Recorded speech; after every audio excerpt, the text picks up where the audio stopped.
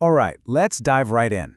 Imagine you're first on the scene. You've got an unconscious person, and the clock is ticking. This is one of those high-stakes medical emergencies. And what's interesting is that a piece of modern tech is right at the center of it all. So here is the exact scenario you're walking into. You've got an unresponsive man. His skin is cool, clammy. The wife gives you some crucial info. He's diabetic, and he's wearing an insulin pump. You get a blood sugar reading, and it is dangerously low. So what's the first move? What's the protocol here?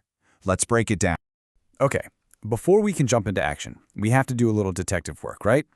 The patient's body is basically screaming at us with some classic, absolutely critical clues. We just need to know how to read them. And look at this. These symptoms are painting a very clear picture. The unresponsiveness, that cool and clammy skin, the rapid, shallow breathing. These are all textbook signs of severe hypoglycemia. It's sometimes called insulin shock. His body is sounding every single alarm it has. And that insulin pump? Yeah, that's a huge piece of this puzzle. And then you get this number, and it is the smoking gun, 22. Now, to put that into perspective for you, a normal fasting blood sugar is somewhere under 100. So 22 isn't just low, it is a full-blown code red crisis. See, your brain is a real energy hog, but unlike other parts of your body, it can't store glucose. It needs a constant supply, and right now it is being starved of its only fuel.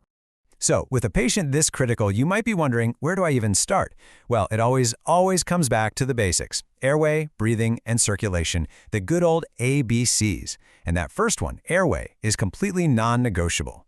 That's right. Before you even think about that blood sugar number, you have to make sure the patient has a clear or patent airway.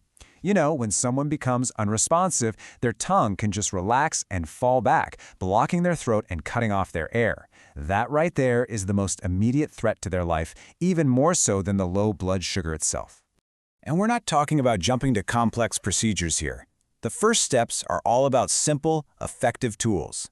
Maybe an airway adjunct, just a simple piece of plastic to keep the tongue out of the way, and if they need it, a bag mask device to gently help them breathe.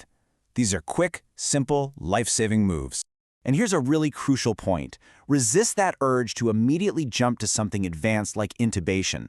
And why is that? Well, because the root problem, that critically low blood sugar, is often something we can fix really quickly. The whole goal is to stabilize with the simplest, most effective tools first. Okay, so the airway is secure. Now what? Now we have to address the thing that's actively making this whole situation worse. And yeah, it's that piece of modern technology we talked about at the very beginning.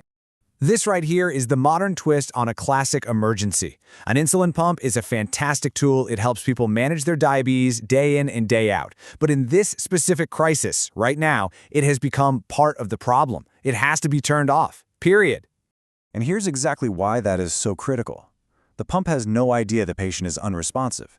It's just following its programming, maybe delivering a continuous basal rate of insulin. You know, leaving that pump on is like trying to bail water out of a boat while there's still a giant hole in the bottom. You have to stop the problem at its source. All right, airway is managed, pump is off. Now it's time to go on the offensive. Now we can actively work on reversing the hypoglycemia and bringing that dangerously low blood sugar number back up. And protocol gives us two very clear pathways here. It all boils down to one question. Can you get an IV line started? If the answer is yes, then the fastest fix is to push dextrose, which is just a type of sugar, directly into the bloodstream. But if you can't get an IV, no problem. The backup plan is an injection of glucagon. You can think of glucagon as a key that unlocks the body's emergency sugar reserve stored in the liver. So let's put it all together now. We've decoded all the clues, we've set our priorities, we've looked at the treatments. Let's lock in that final three-step protocol for handling this exact crisis. And here it is, the entire response, distilled down into 3 perfectly logical steps. Number 1, you manage the most immediate threat to life, which is always the airway. Number 2, you stop the problem from getting any worse by turning off that pump. And number 3, you actively fix the problem by giving them some form of sugar. You know, this sequence is so effective because the logic behind it is just flawless. You address the immediate threat to life first. Then you stop the cause. And finally, you apply the cure.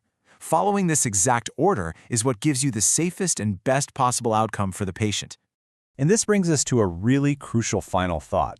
Insulin pumps are just one example of how medical technology is evolving and becoming a part of our daily lives.